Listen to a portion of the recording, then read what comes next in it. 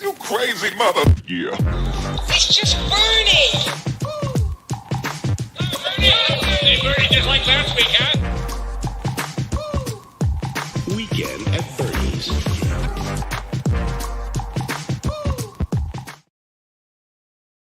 All right, we are live. I'm not sure how long we're gonna go for today, but we'll get some stuff covered.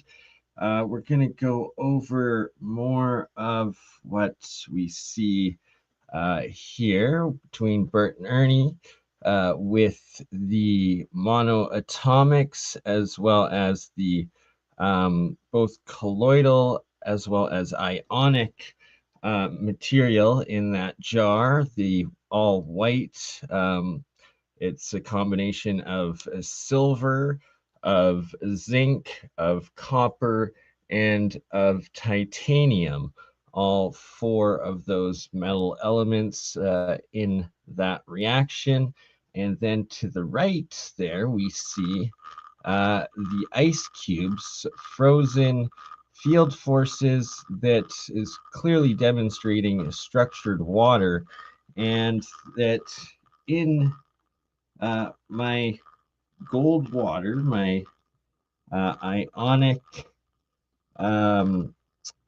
oops, wrong one, sorry, here we go. The water here that I drink, this ionic gold silver water from the purple MonoAtomics, and never ever consumed the actual material when it's mixed up, just the water once it's settled and has the dissolved metals in the ionic state. That is what you're looking at in these ice cubes that are frozen and displaying these field forces of exclusion zones between where the bubbles are, and that I have yet to see anyone else demonstrate such structured water as these, and clear evidence that there is some sort of memory, some impression being stored in the water for it to have this self-structuring fields once it freezes, and have the bubbles going into these round fields with exclusion zones between them. Very, very fascinating stuff. And what causes it? Not quite sure yet, but something I'm looking into and trying to develop further. And you can see that all of the different ice cubes, every single one of them with bubbles in these exclusion zone fields. All right, next up, we have what appears to be almost glowing. Yeah, that's correct, Jason, and it was a magnet that he had suspended over the water to get something similar in it, and the magnetic field from that magnet caused it, where this is just the water in an ice cube tray with absolutely nothing covering it. Here we go. So you can see right there, just frozen straight out of the ice cube tray, and the lines within it, and then that's what it actually looks like all the way through, and that is just the water itself. No magnets, no copper, nothing suspended in it or around it, just the regular spots that when I put tap water into those ice trays comes out like a normal ice cube, not like that. So here we have some monoatomic silver, monoatomic zinc mixtures that I had previously made, then harvested, and this is the first rinse that I did on them, and I did this rinse during a full moon, and for some reason they seem to glow almost neon-like when I do the rinse during the full moons. It's quite fascinating that it turned to these green and yellow and the bit of the oxidized blue at the bottom more normal, but this activation, yeah, so it's essentially both a monoatomic, a colloidal, as well as diatomic when it's in the blue oxidized state, and the pure white is monoatomic. Extra nanomaterials at the bottom is what's considered the colloidal, and then the water with the dissolved elements in is called ionic silver, and that's the best quality of silver or water, or from what science has stated. Interesting here, these glitches in the photos, just noticing now. I wonder what's causing those artifacts. Very strange. Here now we have the pink active crystalline state of copper that all metals are able to be turned into, that I discovered from the writings of Sir Isaac Newton, and that he says this pink crystalline state is the final state of the transmutational states of metal elements, and in this pink state is when one metal element can be transmutated from one element into another. And you can see the oxidization at the top, and then this part, the pink part, was submerged in the silver salt water, the electrolyte, getting it into that state. So these are actually nanotubes forming on the inside of the jar. That's not on the outside, and it's from the zinc, and it's these self-organized, self-assembled nanotubes that grow, I suspect, are the same sort of nanotubes that well, are being developed in advanced technologies today, and that I may have discovered a much easier, simpler, and cost-effective method of manufacturing them off of anode sides. Oh, here we got some silver coated wire and then copper wire that I made some coils out of, and I need pure silver. The silver coating just didn't last for my electrolysis experiments that I do. It's a little different than the coils testing for how they last. All right, now we have something very interesting. This is what happens when I put a drop of my blood in with the reaction of monoatomic silver gold combination being made, and it turns into these crazy little clusters that seem like lifelike little, I don't even know what to call them, little bugs, little somethings, plasmids, I guess, and quite fascinating that way. Here I put in just a tiny little piece. It was like a drop of coagulated blood that was still half alive and half solidified, and then it grew as long as I kept the electricity going into this reaction. Oh, bless you, Provo. Thank you for the support, brother. Appreciate the super chat, my man. And this is why I am kind of petrified of the whole homunculus possibility, because it's like just a tiny little piece of my blood grew into this giant flesh-like organic um, cluster of cells that almost looks like a fish or something, but it literally 100x'd its size and kept growing in the saline electrolyzed or electrotized um, jar and environment. And that so far, anytime I put a little bit, whether it's a skin flake, a drop of blood, or a little bit of saliva into one of these reactions, it grows exponentially.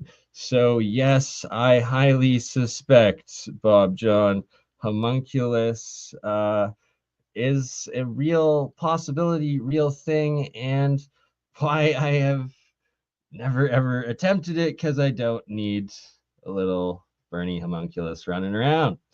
And it's just, it's messed up. But yeah. So yeah, that's what happens with a little bit of blood going in, and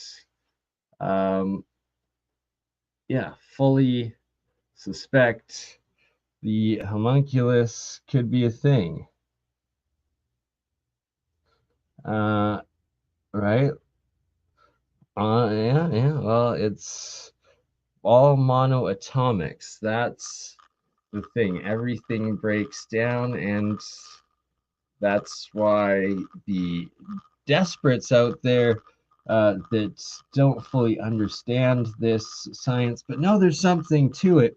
They understand that Ormus is cellular material. It's um, all your nanomaterial, so that some of them do crazy things like urine drinking, or with their fecal matter, or the starfire stuff. It's extremely messed up, desperate ways of trying to get your own biological Ormus, and that you don't need to do such extremes.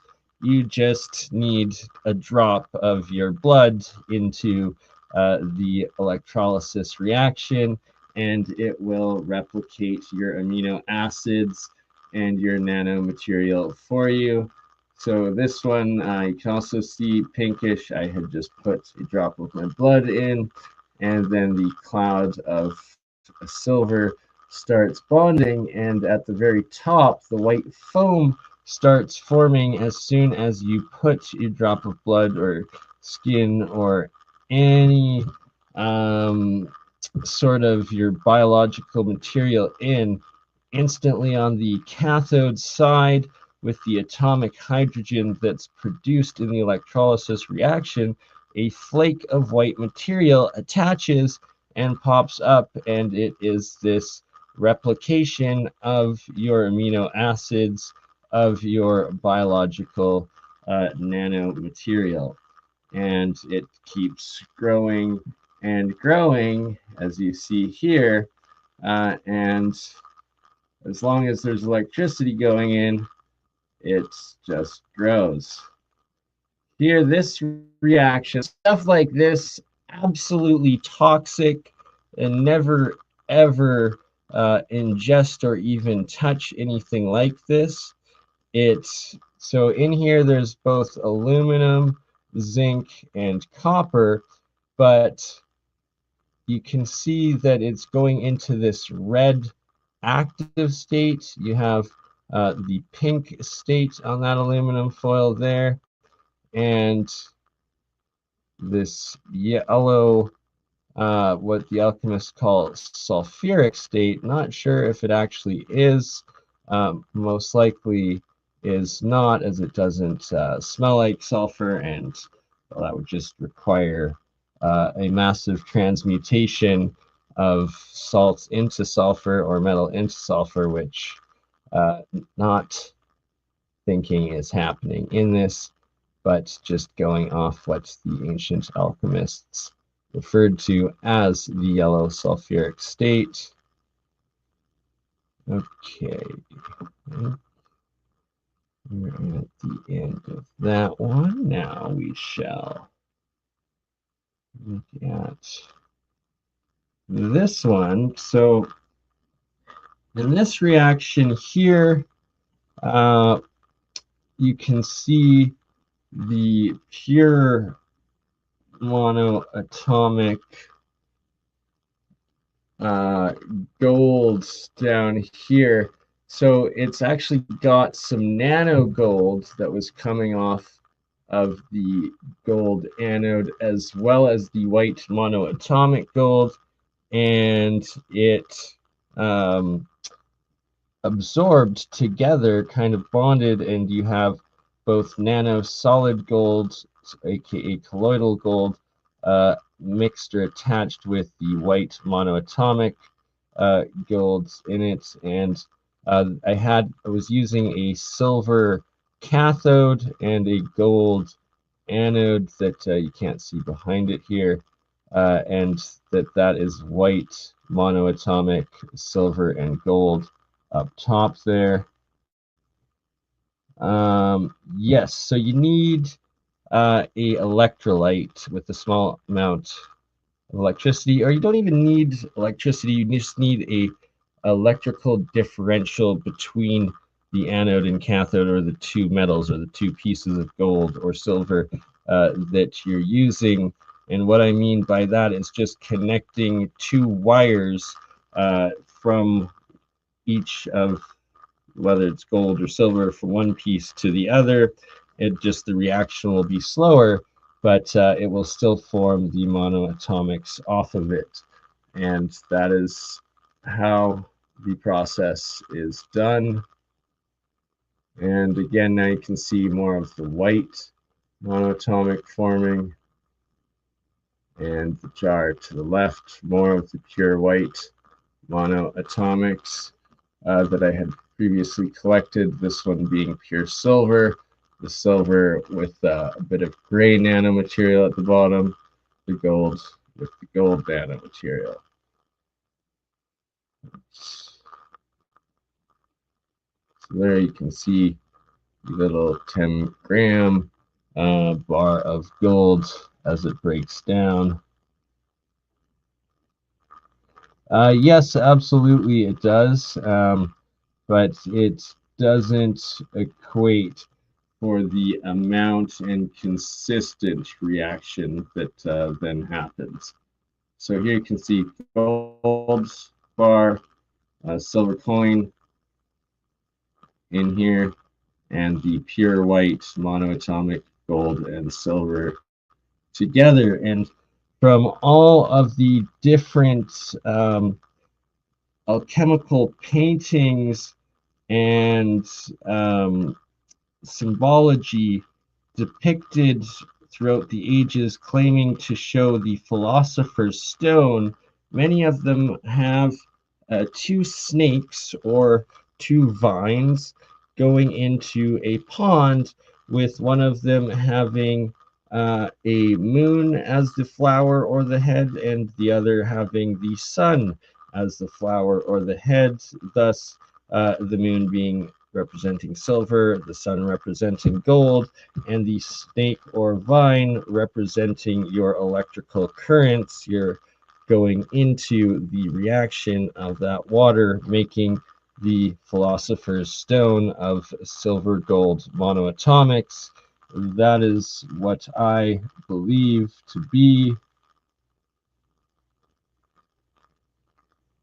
So it's a bit more than that, SOA, and that's what I've actually, one of the key discoveries I've made is that it's shedding the silver gold, but it's dissolving into the electrolyte, as well as bonding with the hydrogen and the oxygen atoms that are being formed off of the electrodes, off the anode and cathode into the reaction, and that you actually get about 10 different states of nanomaterial, like ion elements of the specific element that you're using, and that there are different oxides, different hydroxides, and different isotopes of the specific element, and that they have different electron covalent shells on them, so complete different isotopes and charges, and then also the different geometric structures within the bonding of these little particulate elements, or what's the right word? Particles, I guess, particles of the element, so that you get different plasmids, you get magnetic oxides, you get reactive hydrides, you get the pure monoatomic, you also get the ionic elements within the water, you also get the crystalline nano, what's the right word? The thin sheet, not a sheet, the foil, like the nanocrystal lattice metallic structure as well. And so there's about 10 different total potential metastate materials that come out of the reactions, and that that is the crucial key, that these are the potential metamaterials, and as the ancient alchemists stated, the different transmutational states of the elements and how they react. And there's, along with that, a lot of different gases and forms and isotopes of hydrogen and oxygen that also form in these different reactions, depending on the electromagnetic field that you're putting in with your anode and cathode. I've experimented with many different coils, coils within coils within coils, double, triple solenoids, as well as cylinders like a pipe, or whether it is a rectangular sheet style, or whether it's a round coin-like style. Every single geometry actually affects your outcome of the reaction and what sort of nanomaterial is going to form out of these reactions. And the majority of the time, it will just oxidize and waste your metal and become toxic if you don't do the right geometry and field interaction. As well as another aspect of nano coating your anode and cathode, your electrodes, and that is another integral part of the technology, the reactions, and what isotope and nano state material is going to come out of the reaction as well. And on this one here, very fascinating. This is still that gold bar, the 10 gram 24 karat gold bar. It's got a black nano coating on it now. The silver 2-ounce coin, also a black nano coating. The silver being the cathode, the gold being the anode, but that there's these crystals that have formed off of the gold.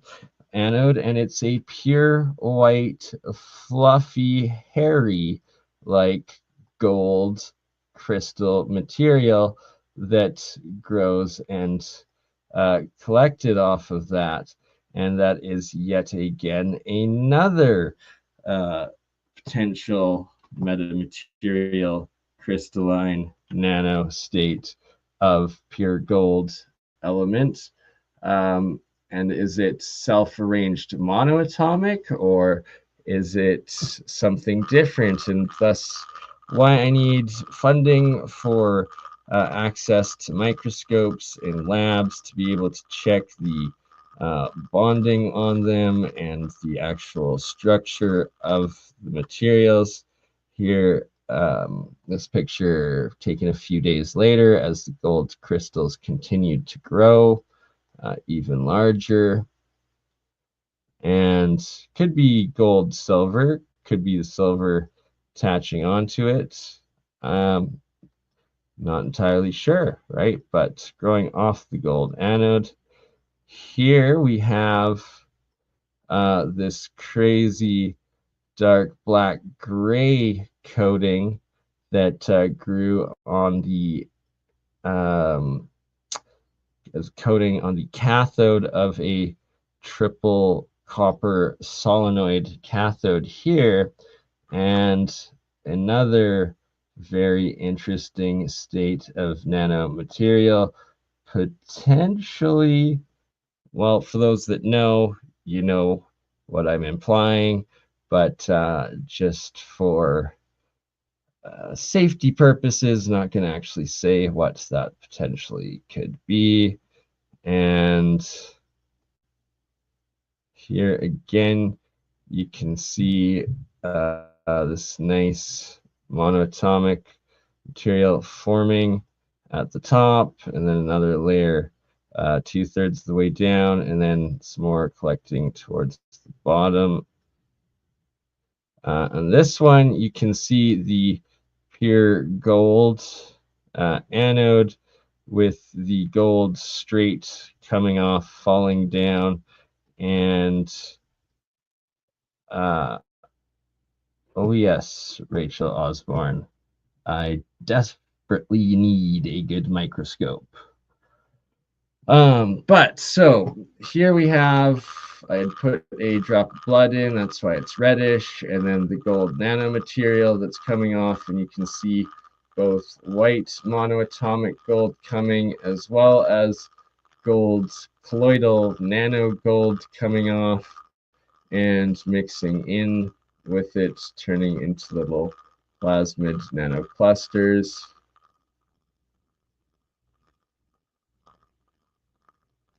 This reaction, copper, triple copper solenoid coil. Shout out Angel Wings, good to see you, sister.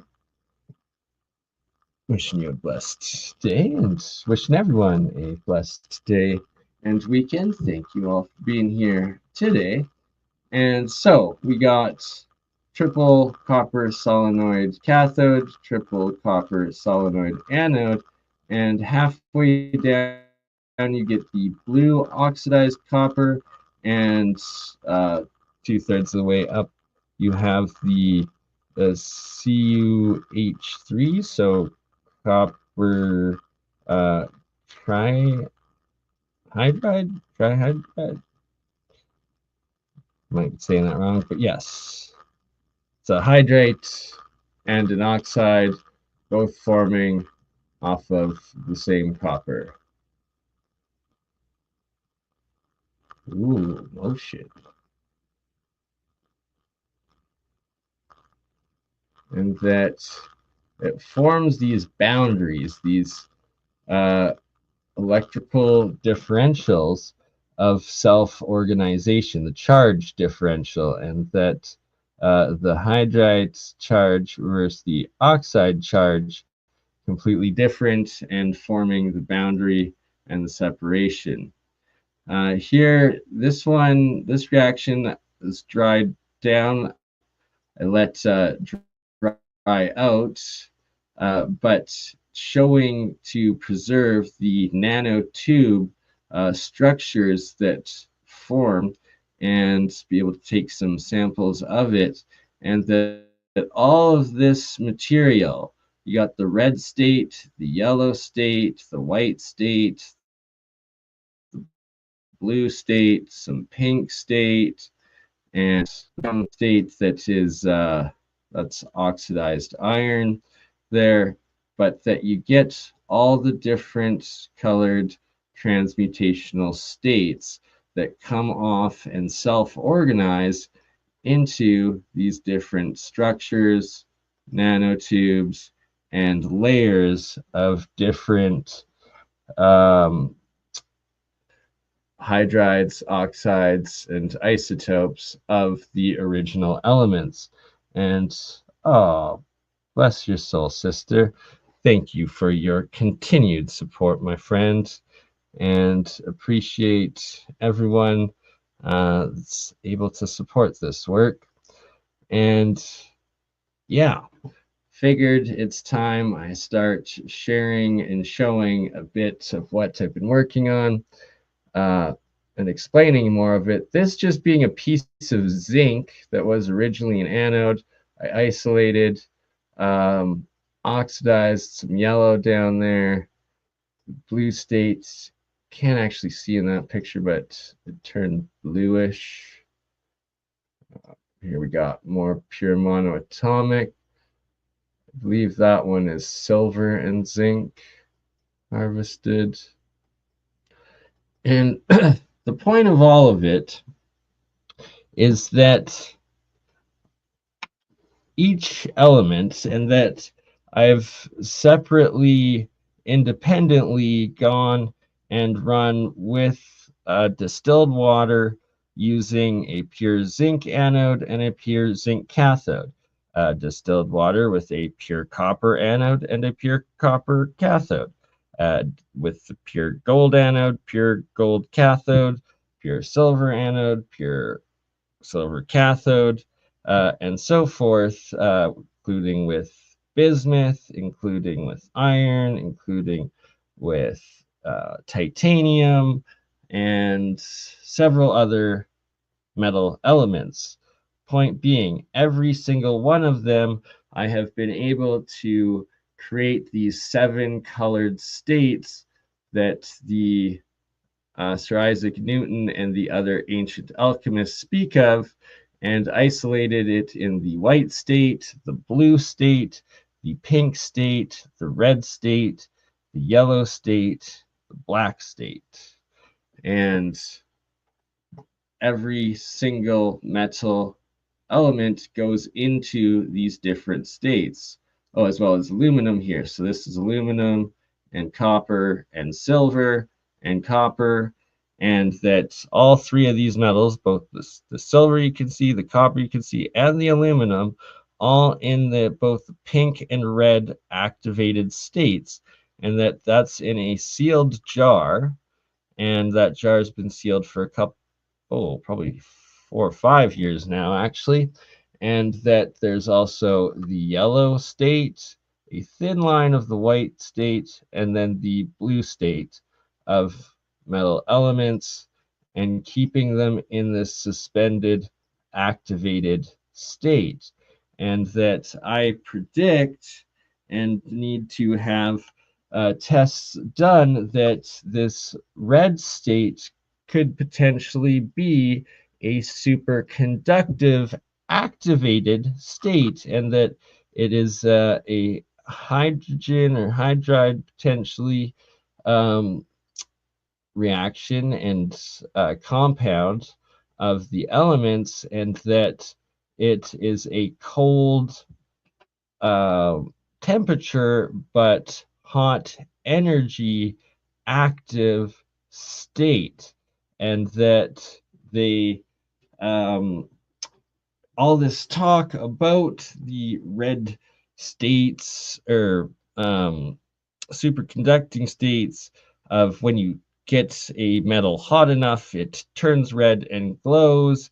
And here I'm able to get these metals into this cold red state that is potentially a superconductive and energy reactive state. And that you can see here going into this red stuff. And another thing that when I dry out this red material and put it onto, yeah, you got it. So when I put this red material onto aluminum foil, it spontaneously combusted when I applied pressure to it, and literally burnt and became extremely hot. So it's some sort of very reactive hydride, and is that potentially also the red mercurial state, red mercury, that we hear so many rumors about? And I highly suspect I would be able to get mercury, and that's why I need some mercury to experiment with, into this red activated state, as well as I suspect that by dissolving or amalgamating these other metals in this red state into mercury would also activate it and turn it into a red mercury as well. And then is it a cold plasma? I suspect so, and potentially. And then what is the yellow state that they claim is sulfuric? Like they claim it's the sulfur state. And it doesn't smell like sulfur, but it's definitely this yellow reactive state as well. It definitely is, and you can see like that they're kind of polarized opposites, and that it's definitely charge separated. Now in this jar you can see the gold foil that formed, and it was covering the entire inside of the bottle, but now you can see a lot of the gold foil resting on the bottom, right there, right? You can see the little chunks of it in the bottom, and that it has fallen off, but it's pure nano gold foil, straight NanoMaterial, straight pure gold, that I had super saturated the water with the pure gold, and then as it settled, it bonded with the solid inside glass and formed into this nano layer of solid gold metal foil, along with the purple plasmid gold at the bottom. This reaction, it's pink-red state, both iron and copper, and that there had been this white nanotube that had grown from the waterline of the coil down to the base, and then it broke when I had to move the bottle at one point. But very interesting self-growth, self-organization. Here we have some copper in this pink-red suspended activated state. More red, pink, copper at the bottom that's fallen off, and then it's got this purple, black, and teal, depending on if it's intruding out or in of the water line in this sealed jar, but that this purple red material, as well as the green blue oxidized, formed a solid nano layer sealing the water from the air in the jar, and keeping this activation of the red state going on. Very interesting. And I've moved this jar. This has been sealed for about 8 years now, I moved it 3 or 4 times. Each time I move it, the bubbles broke, and then they resealed themselves again. So like right here, this indentation was where the water had broken through when I moved it, and then it grew another patch to reseal the air pocket from the exposure of the top air to the water. And again, you can see this red state, more white, more purple, and again, the aluminum in the pink and red states, the silver coin in the pink and red states, and the copper in the pink and red activated states. Oh yes, sister, 100%.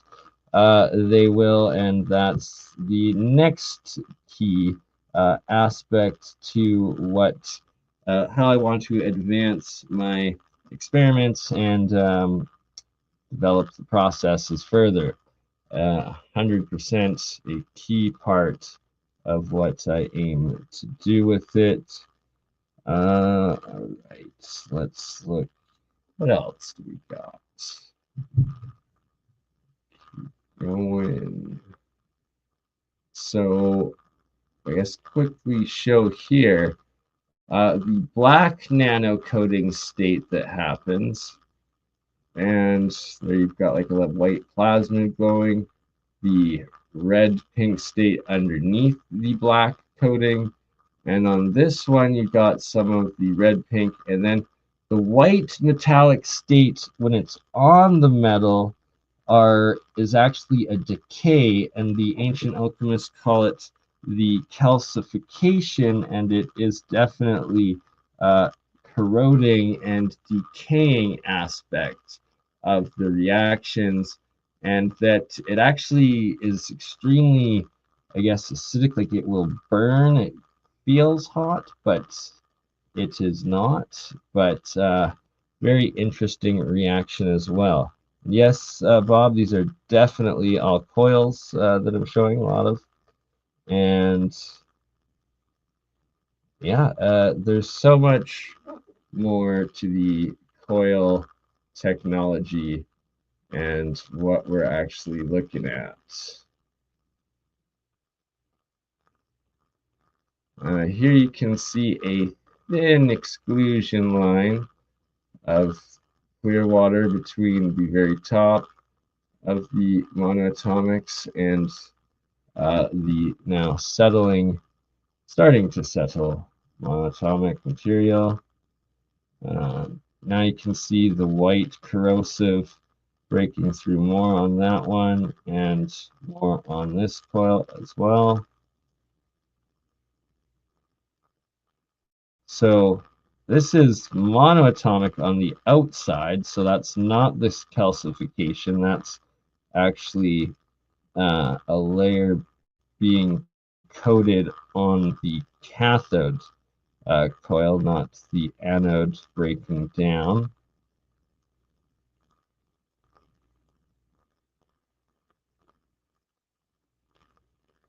And then starts going into a yellow, what they call that sulfuric state again. And that you can get so many different colored particles and reactions, hydrides and oxides, all on the exact same elements and electrode at once, is what becomes very fascinating.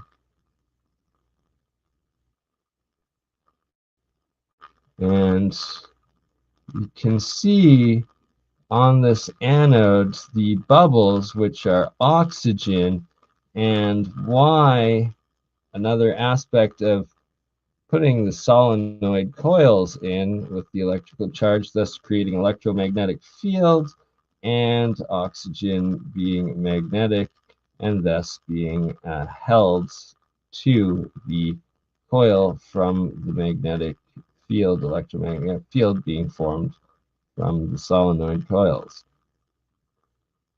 Then we have the self organization, the spiral thing of material.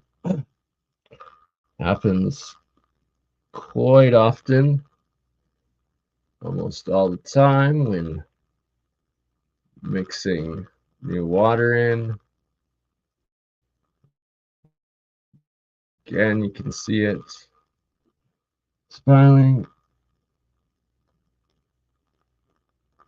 That is one aspect, and I don't put blood into everything. That's just in some experiments. The vast majority I'm not putting my blood into. But yes, so the point of it, yeah, is you then, once you make the nanomaterial, the monoatomics, with your amino acid that is attached to it, you coat your coil in it as a nano coating, and then the plasmatic field that comes out of that coil also has your biological field included into it. And that is, yeah, the purpose and what the supposed portion of it is. All right, here is a prime example of what I was just talking about, of the anode with all of the oxygen being attached to it and stuck to it from that magnetic, the force of the magnetism of the electromagnetic field being created from the triple solenoid with the 5 volts of electricity going through it. Yes, I'm doing 5 volts of electricity just from a basic USB charger. Lots of the different coil types that I've made, some nano-coated, some oxidized, and different configurations.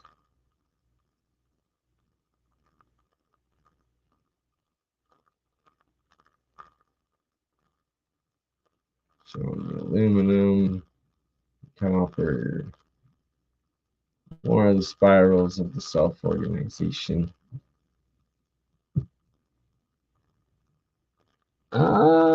Kind of. Nope, definitely no dead mouse in any of them. And yeah, no, I even do my best to avoid flies going into it for the same reason of then it's their biological nanomaterial that is being reproduced off the cathode side. Here we have copper anode and silver cathode, and the white monoatomic silver cloud being formed around it. Here showing the blue oxidized copper here. As soon as put into a jar that is in the yellow state, everything instantly becomes a yellow. Here's the silver monoatomic clouds growing in size as the days passed on. Here we have a pure copper anode that was in the red, white, and blue state simultaneously. Red, white, and blue. There's more to it than meets the eye, gotta say. Yes, 100% SOA. That's the next step of what I'm looking to do, and that the cymatics is a specific part of my thesis in advancing the cold fusion and transmutation of elements once they're in the pink crystalline state. All right, what else was I gonna show here as we're almost an hour in? Time sure flies. Okay, what else do we got to look at? It's more of the red state, okay. So here we have This one being a primest example of, oops, just harvest pure red state. A bit more of the red state with white being formed. Here we got the silver, red state and blue state, copper with the red state, a little bit blue state, and here red. And so just briefly point out, none of those have my blood in it. Okay, these experiments, none of it. This one, I think I put a hair follicle in, and that's why it's bubbling up with the amino acids in it. But none of those jars had any blood or anything else, just straight up red state material. In this reaction, we got triple coil, copper coil cathode, and triple coil, copper coil anode. And you can see the cloud of monoatomic copper forming.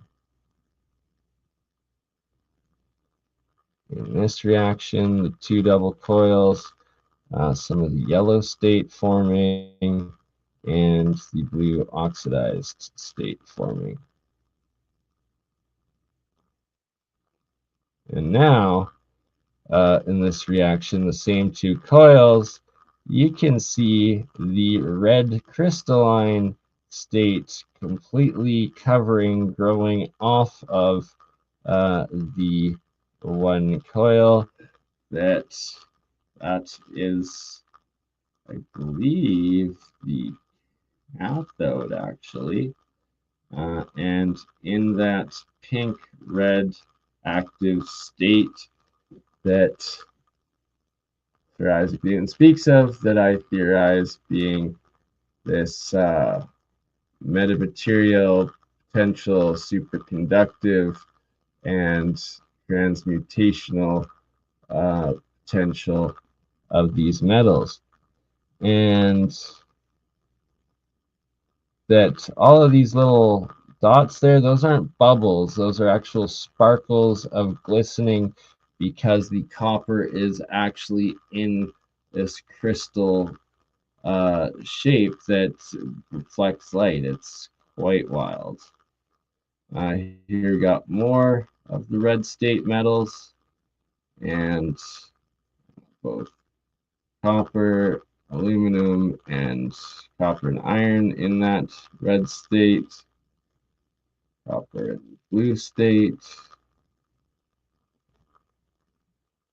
So here's that one jar I was showing you with the silver coins, the aluminum, and the copper from about a year earlier, while it was still making the white monoatomic and just starting to get into that pink red state activation.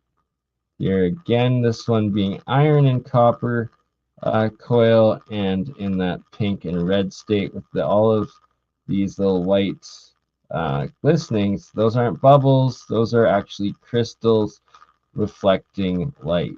So that is all little microcrystals you're seeing there. Again, the pink states, silver coin, copper coil, here with a piece of quartz in it, another mineral rock, seeing if it had any effect on them, which it does not appear to. Here, silver, copper coils, sealed jars. This one's very interesting. This is a giant triple copper coil within a coil, but also one layer of the triple solenoid was an aluminum wire, and it grew this giant like casing on it with some of the yellow state, the blue state, but then bleeding out of it was the red pink crystalline state of stuff, and just coming straight out of the top of it. Like, Very, very strange. And almost like it was alive. Shout out, Brendan. Good to see you, brother. Hope you're well.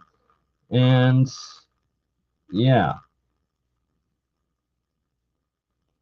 definitely. And once again, all of this stuff, anything that's blue or yellow or potentially the reds, all highly toxic, very heavy metal, poisonous, will absorb into your skin as it's nanomaterial. You do not want to consume or even contact the majority of this material, as it will poison you. Here we have copper in the green state, the copper coil, green and white. Almost looks like it came alive. And that as well, sometimes the reactions turn extremely acidic and sometimes they turn extremely alkaline. And that is something I've started recording and testing a whole lot more and will be publishing more details on very soon.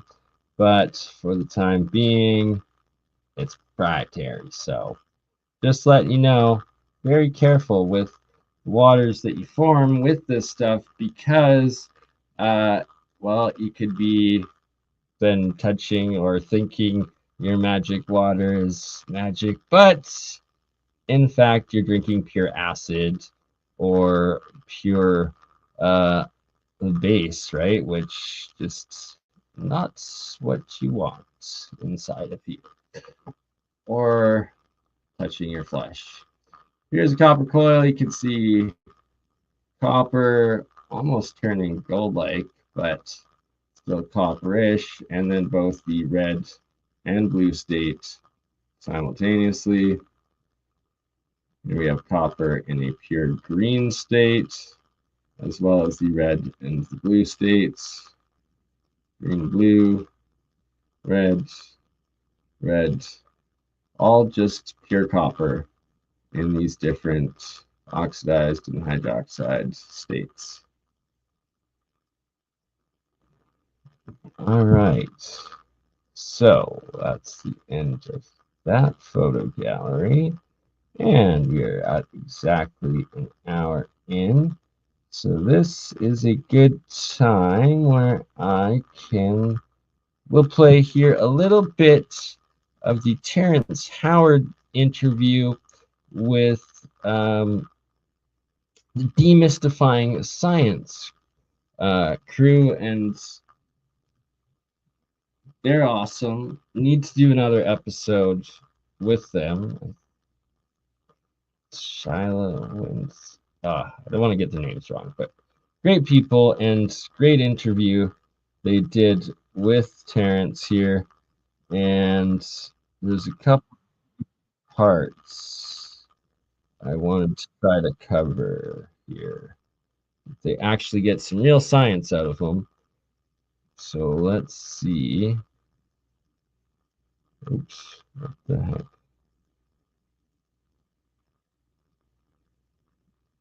There we go. Let's see if this works. Of pressure conditions between ion and helium squeezing on each other. These things, this is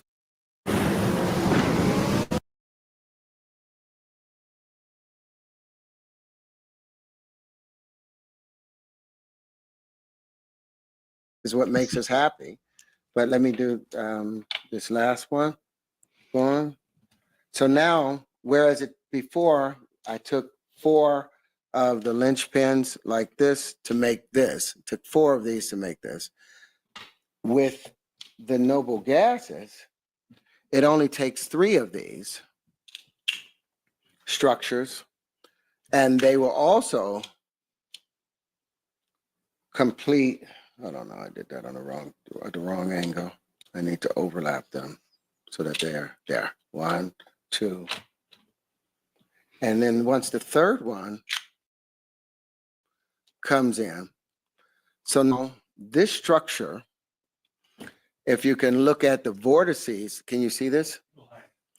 If you look at these vortices on this, The vortices are the axes of there's the these points linchpins. that's sticking out. I'll say the Protrusions. protrusions. Yeah, let me use your linchpin since I just crashed Okay. mine. If you look at those in comparison to the normal matter, these having the three. The reactive matter. Yeah, the reactive A matter. little bit higher if you can. Yeah, the reactive matter. Now you see why they can be around each other, but they cannot bond because of the edges of them, the geometry of them does. So what he's actually saying right there, I believe, is crucial and valid and explains a couple of the different states of, well, the reactive red hydride states and the blue oxide non-reactive states of the materials that I'm making, potentially. But yeah, I'm just interjecting that little point there. Should be more explanation coming up here to make it all make sense. Not allow them to interact because these things are capped, whereas the linchpin, it does not have. Linchpin isn't closed. Like the linchpin is actually a bonding structure. It's a bonding structure, whereas the noble gases are permanent structures. And like in my model and what I was trying to explain on, and what Walter Russell explained in me taking Walter Russell's model, Walter Russell explained that the noble gases sit on the edges of, as the edges of a system. And when the noble gases are squeezing on each other between neon and helium, they're twisting on each other. They maximize into carbon. There's a that's the maximum point of pressure in carbon. Then the secondary point is the boron and the beryllium. The other point is the no. You brought a periodic table with got you. one right Yeah, no, there it if was you the wanna see. boron. It's the boron and the nitrogen becomes a secondary bond. The beryllium and the oxygen is the third, and the fourth one is the lithium and the fluorine. Those are. All right, pause that again there so that we can, there we go, show reference to what he's talking about. And what he's talking about is referencing Walter Russell's periodic table, and that, oh man, why do I have to load the crappy quality one? Sorry, bad pixelation on this, but basically that one of these sections has the metals and the salts that he's talking about, the elements, or maybe it's the gases up top, but that they're on these alternating positions of balance of scale, and that's what gives them their properties and characteristics in the different subgroups of them, and that Walter Russell's harmonic octave geometric system makes chemistry make more sense, makes the reactions make more sense, and that from this geometries he was able to come up with his other geometries. My apology, trying to find right. Oh, we're going way off. We're going way off what I was trying to find. Never mind. Back to Terrence Howard here for a minute.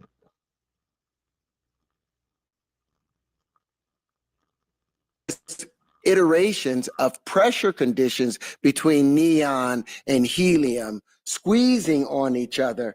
These things squeezing and pushing on each other generate the smaller bubbles that we call the normal matter, but it doesn't have, like we said with the water, the smaller bubbles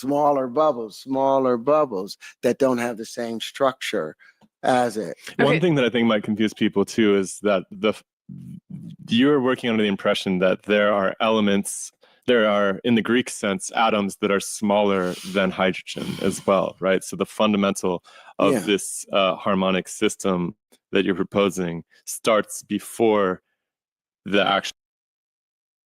Okay, there we go. And that's a great place to pause it. So now I can actually show the proper reference of, now, here we go. They were talking about the specific elements in their areas. And now Shiloh brings up that there's these particles that are below hydrogen and that must exist according to this theory, the scale, and Walter Russell, below the visual or comprehensible solid particle states that we see in our dimension, and that they do exist, they must exist, and he explains coming up a bit of it. And I do suspect this is most likely the correct model. And I do also love that they're speaking in terms of bubbles and fields interactions with all of this. Sure. Yeah, there's like the alphanon, the gammanon, the the other alphanon, betanon, gammanon, then helium, but then hydrogen? Hydrogen behaves and sits in the same position as carbon. It's a plus and minus 4, the same way that carbon is a plus and minus 4, and carbon sits in the middle of the octave, the same way that silicon sits in the. All right, we're gonna bring back, show what he's talking about again. Here we go. So what did he say? He said, so there's helium right here, right? He's saying it's the first hydrogen has to sit on the negative 4, plus 4, negative 4 scale, just like carbon does here, and just like silicon does here. And because of that, it gives them a whole bunch of other characteristics, and explains why carbon can turn into diamonds and silicon into quartz and everything else about them, and that they are essentially larger building blocks in the structural harmonic geometry of matter. So with that, here's his explanation. Perfectly between the two noble gases. So therefore, there must be a noble gas if hydrogen has the same spectral lines as carbon and behaves in the same way as carbon and silicon and cobalt, and all of them have a noble gas in front of it and noble gas before it. Then hydrogen should also, if it has the same spectral lines or same tone as carbon, then if A is equal to B and B is equal to C, then A is equal to C. So hydrogen needs a noble gas that it's pushing up against. So that's what Walter was talking about, even though we can't perceive it. So we looked into this tonal relationship. We pulled up the NIST data for all of the spectral lines. There, by the way, are dozens of them for each one of these elements. So theoretically, if you take something like hydrogen, it has an infinite number of spectral lines that are possible depending on how much energy you put into it. So the reason that it's difficult to look into a statement that says that these substances are harmonic versions of one another is because you can't figure out where to start. And so in order to propose a harmonic relationship, you have to understand the fundamental. And if we don't know what the fundamental is, it's a difficult claim to evaluate. Yeah, so basically like Perhaps impossible. what we both did is we went through, we collected the spectral lines for hydrogen, carbon, nitrogen, oxygen off of NIST, and you get this table, and you can pick, persistent lines, strong lines, whatever lines. And we picked the same ones from each kind, turned them, and you get them as angstroms off of NIST. Divided by 10, you get nanometers. And so nanometers, in order to get to frequency space, you have to divide the speed of light by the wavelength of your light. And then you get a frequency out of it. And then if you're talking about harmonic relationships, those frequencies of the light spectra should be multiples of one another, right?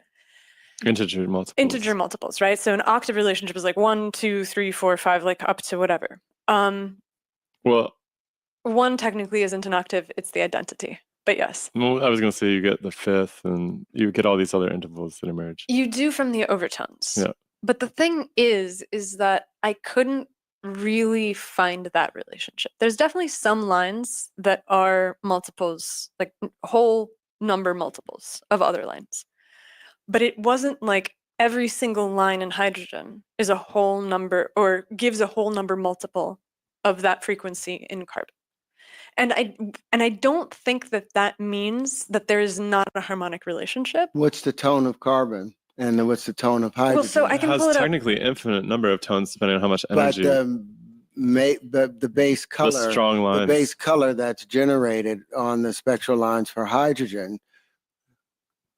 What's the color of So that in comparison? I can tell you actually there's like 15 lines that you look at, and when you look at these like 15 or 16 different lines, you get just a collection of.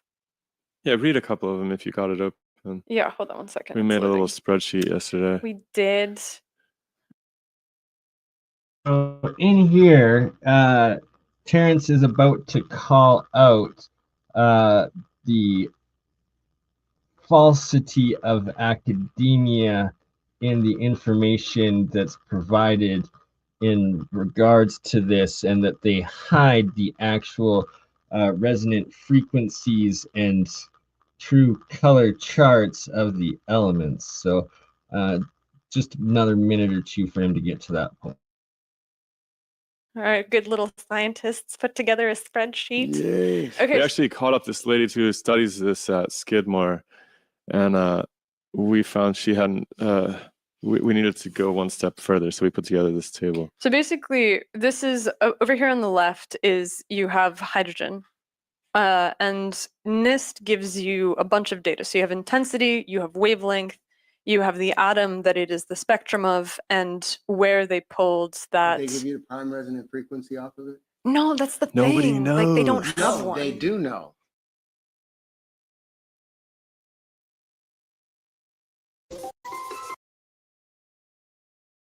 Oh, frozen.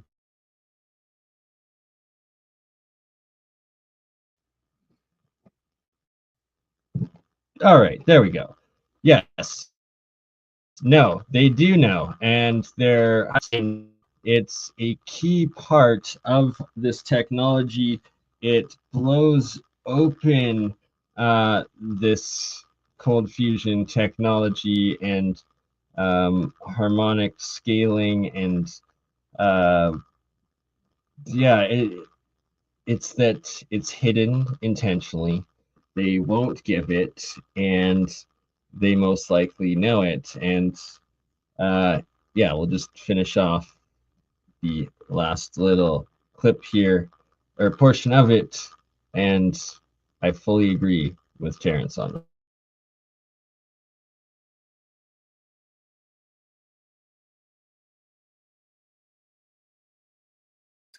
What made me go into trying to figure out, okay, I was like, well, let me define the prime resonant frequency of elements. I called you up UCLA, I called up UC Berkeley, and I was like, hey, I wanted to talk to the people in the chemistry lab. And I asked them, I was like, I'm trying to find what's the prime resonant frequency of the element. They wouldn't give them to me. Well, I don't think they know them. Like I think that They have to know them. Well, that's the lowest energy state is the is fundamental, right? But what is the slowest vibration of hydrogen that's possible? Like even Well, it's theoretically. it's whatever would make hydrogen bond or break its bonds. That's those Like the are the ionization states. line? Yes, that's the point. That's the prime resonant frequency, whatever is going to make it bond or break its bonds. They know what those are. They know those for all. Boom, right there. That's the key. That's the resonant frequency, the tonal resonant frequency of any element is where it will break the bonds, the ionic threshold. Is that what Milo just said there? I think. And it's crucial. It's everything to it. And shout out to John and Nancy Hutchinson. They actually have to go back into one of my interviews with them where I asked them how they were measuring and recording these specific resonant frequencies, and they disclosed their method with it. Hey, shout out Mike. Appreciate you, brother. And like Terrence said right there, and the key part is it's what breaks down the tonal resonant frequency, just like with glass. Everyone's seen the video where you hit that certain note and glass shatters, right? It's breaking the bonds of the molecules. And that is exactly what you need to break the covalent bonds. And that gives you the over unity specifically with hydrogen production through electrolysis and putting in that harmonic tone, that resonant frequency tone of hydrogen, which will break its bonds with water with the smallest amount of energy input needed and give you unlimited free fuel from water. And that is potentially exactly what Stanley Meyer figured out, as well as many others. And yeah, shout out to Terrence Howard. He's on it. He knows about it. And it's definitely a thing. And it's something I am working on as well. And we'll be releasing more information on at a later date. Oops, sorry. Shout out Chris Zazula. There you go. Oops. Oh, there we go. Add that as moderator. Everyone becomes a moderator. Now I've done that. We'll play the last minute here and probably wrap this up. All of the individual elements, but they're not sharing that information because I think they don't want you to be able to use frequency to generate and create any system, because you don't need the element itself. All you need to do is create the condition. I've wondered about that, and this is my most far out idea. But I'm like, if all of this is true, so this is prediction time. If this is so, I hate to use the word true because like whatever. But if this is so, if this is an accurate representation of nature, if there is truly an ether that's where it's vibrational or it's rotational or it's angular momentum is somehow the thing that gives rise to an element, as opposed to there being a thing that is the element. Like if it's an organizational structure, then you should be able to just take sound waves and create the thing. You can.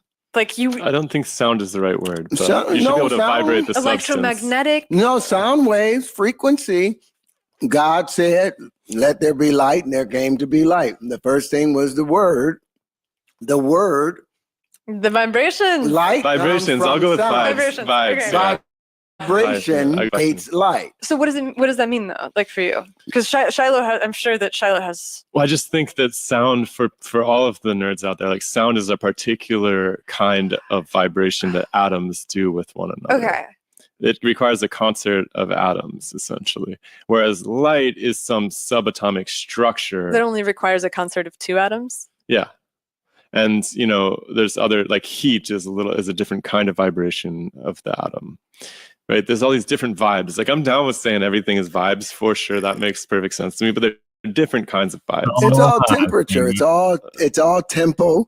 It's all repetitive and according to a frequency. How often does this repetition take place?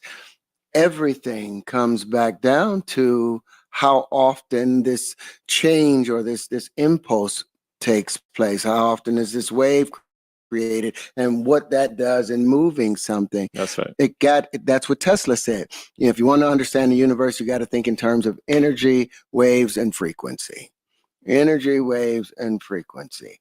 And he didn't have the wave conjugations. He actually believed in the idea of straight lines. That was the thing where him and Walter Russell would fall out with, because they were very good friends.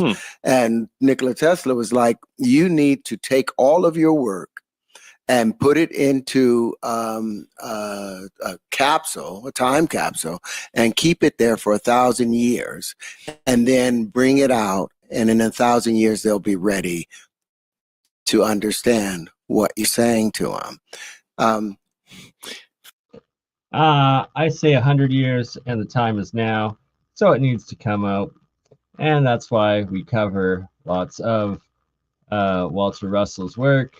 And here again, I'm just going to show cosmic vibrations from the Rosicrucian order. I've shown it a few times before, and they're showing how many times vibrations per second and your octave scale and what you're getting out of it. Everything is vibration, and here we have our colors, our light, and yeah, bang on with what they were discussing. Shout out to Demystify Sci, shout out to Terrence Howard, and hopefully one day I'll have the pleasure of talking with him, and should be doing an episode with Demystify Sci again here within the next month or so. Finish off tonight's stream showing pure monoatomic silver being formed, coming down off of 2 pure 2-ounce silver coins attached to each other with pressure and a small little copper wire separating them, and no electricity going in, just the